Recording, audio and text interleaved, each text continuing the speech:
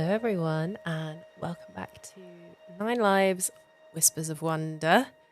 Today, I want to tell you the story of the water horse and the girl, which is a Scottish fairy tale. And as we all know, I am half Irish, half Scottish, but I grew up in Scotland. So it's definitely one that's very close to my heart. And it involves horses, which is obviously very lovely as well. So, all over Scotland, tales are told of water spirits or demons that can take the shape of horses to walk on land. Unwary humans persuaded to climb on these creatures' backs are carried off under the water, never to be seen again. In this way, the stories may have been used to warn young people that no good comes from straying too close to the banks of a river or loch, or from wandering off with a stranger. This version of the story is from Barra, the southernmost island of the Outer Hebrides, which is one of the most beautiful places in the world. The retelling mixes Gaelic tradition, in which the creatures are simply called ich usage, or water horses, and lowland tradition, in which they are known as kelpies.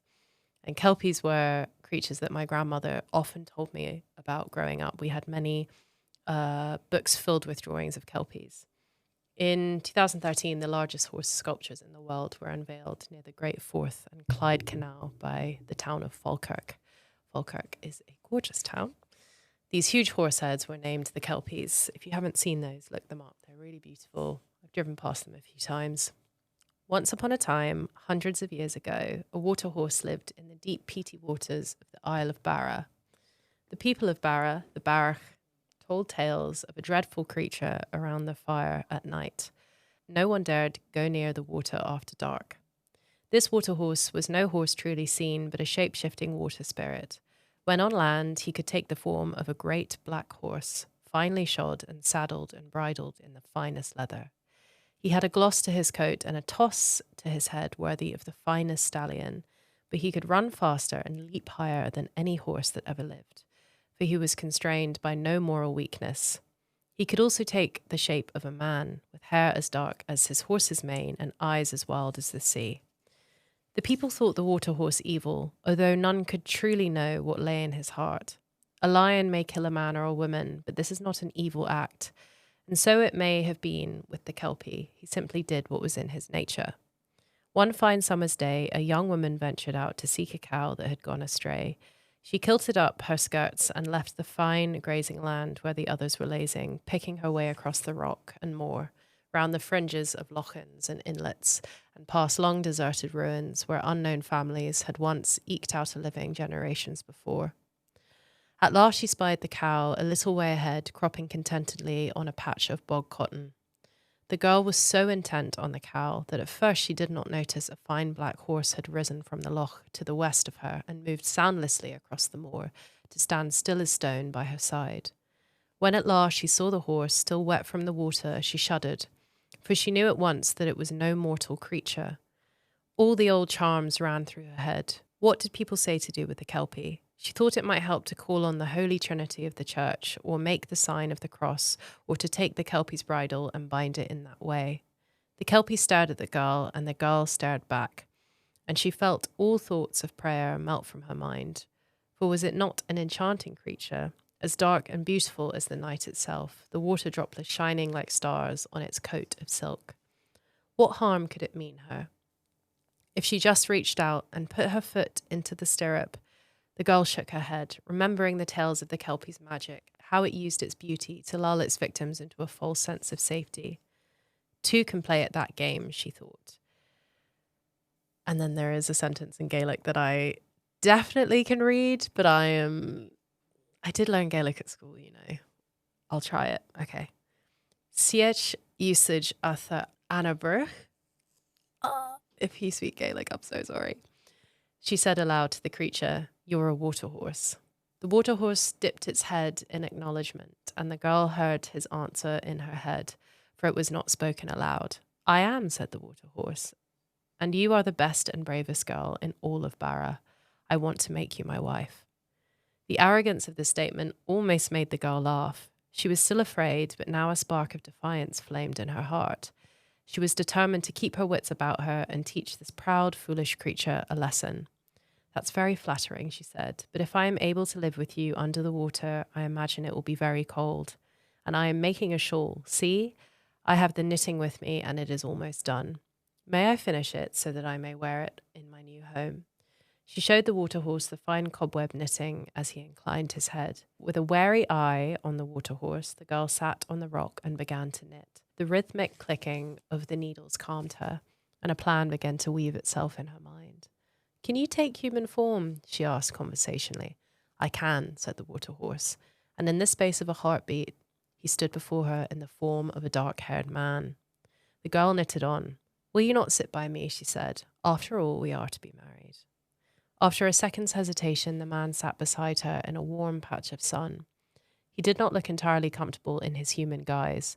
The girl was torn between laughter and horror. She had no wish to fall under this creature's spell and leave behind everything she knew, but as a human, she felt he was less danger somehow.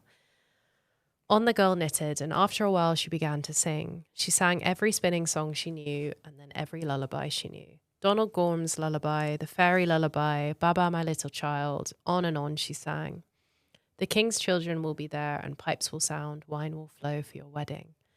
The sun grew warmer and warmer, the needles clicked out of the beat of a heart, and the songs grew sleepier and sleepier. Exactly as the girl had planned, the Kelpie's head began to nod, and then he was asleep. Moving as gently and as silently as she could, the girl lifted the shirt from the Kelpie's neck and saw that he wore a silver chain there. She had half a memory that the Kelpie could be controlled by whoever held his bridle, and she hoped against hope that this was true. She unfastened the chain, clasped it around her neck, picked up her knitting, and carried on.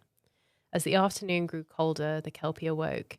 He said not a word, but stared mutely at the girl and his chain around her neck, with eyes that held all the sadness of all the ages. It seemed he could no longer speak. I have your bridle, the girl said, but you need not be afraid of me. Come, I'll take you home. The girl began to drive the cow home before her, and the Kelpie followed at her heels. He was as meek as a kitten and spoke not one word all the long way back. At home, the girl fetched a halter from the byre and placed it around the Kelpie's neck. Immediately he became a horse again, as fine to look at as was before, but obedient and biddable. For a year and a day he lived with them, and he was the best horse they had ever owned. He pulled her plough with ease through the rocky soil. He carried peats home on his back from the moor and seaweed from the shore. They were able to help their neighbours too, and the village prospered. At night, the girl sat in the byre where she was stabled and looked in his eyes, and she saw the Kelpie looking back. It was an odd feeling. She fancied that his eyes had grown warmer and softer, lost a little bit of the wildness of the sea. She felt that he knew her and liked her, and she found that she wished he could become a man again so that they could sit together by the fire of a winter's night and talk until morning. When the year and one day had passed and summer had come again, the girl knew she could no longer keep the Kelpie in her power. With a heavy heart, she took hold of his halter and led him around the bay to the house where old Anak lived. Anak had the gift of Anda Shleda, the second sight, and if anyone would know what should be done, the girl knew it would be Anak. It was a fine day and warm, and the air heavy with the scent of heather and industrious buzzing of the bees. As they neared Anak's house, they saw that the old woman was sitting by the door with her spinning wheel and a basket of fleece. She stood up as they approached and peered closely at the Kelpie. Take that halter off the beast, she said to the girl. After a second's pause, the girl did what she was told. Do you have the chain? The old woman asked. The girl unclasped the chain from her neck where she had worn it ever since she had first bound the Kelpie. She passed it on to Anag, still warm from her skin. In the space of a heartbeat, the Kelpie became a man again. He stood his head and rolled his shoulders and stared at the woman warily. I have your bridle, Kelpie, Anag said, and she held the chain at arm's length. Would you like it back? At that, the girl started, for it had become a second nature to her to ensure that the Kelpie was bound. Anag put out a hand to signal for her to be still. The Kelpie spoke to Anag, but he looked at the girl. You may keep a hold of it for now, he said, if you feel safer that way. Very well, said Anag, and she dropped the chain into her other hand. Do you want it back at all? I do, said the Kelpie, and I do not. The last year has been like no other year I have ever known. I am a solitary creature by nature, but I have spent a year in the company of others. I have no employment where I live, but here I have been very useful.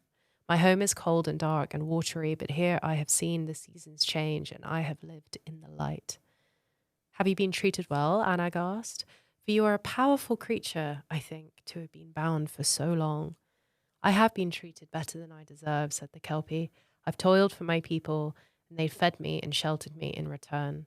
I've been shown respect and kindness, and I have come to see that before I was not used to treating others in the same way. I see now that I have been arrogant and selfish. I thought I could take anything I needed or wanted without paying any price or politeness for it. I thought I could take this girl to be my wife without asking her preference in the matter. I see now that I was wrong. You have learnt much, I think, said Anag. What is your wish now? Do you wish to go home to your watery place? Do you wish to stay on land? And what will you be, a man, a horse, a water spirit? I wish to stay on land, said the Kelpie shyly. Then he seemed to grow bolder. And I wish to be a man, because I wish to earn this girl's love. I very much hope that she will marry me one day, and if I can prove myself worthy of her trust. What do you say to that? Anag asked the girl. At first, the girl had no idea what to say. The Kelpie had thought to force her to become his wife, and that was wrong. She had bound him and kept him, and perhaps she had not seen that she had a choice at the time, but now she could see that that had also been wrong. There was much that was wrong between them, but there was also a gentle tenderness, and a heart warmed when she looked in his eyes. Those eyes were no longer cold, slate grey of the sea in the storm. They were blue and bright, and they stared uncertainly into her own. I would like that very much, she said. And she almost laughed as the Kelpie smiled a smile that suggested he had not had much practice at smiling before. Then he was laughing too, and Anag shook her head and reached out her hand to the Kelpie. Here, she said, your bridle. The Kelpie took the silver chain and gave it to the girl. Will you mind this for me? He asked. If I give it to you as a gift, it will not bind my lips as it did before. I will trust you to keep it safe, in thanks for the great trust you have placed in me. I will, said the girl, and I know that I will never need to touch it again for as long as we both will live. They ran off into the heat of the day towards the rest of their long and happy lives. So that's a very sweet one. And I remember that from my childhood. And I remember my lovely Mimi, my grandma, reading me that about the Kelpie. And I was always very enthralled by the idea of a, handsome man coming out of a loch in the shape of a horse and proposing to a young girl. I think that was very attractive to me when I was little. So I hope you enjoyed that little whisper of wonder. Until next week,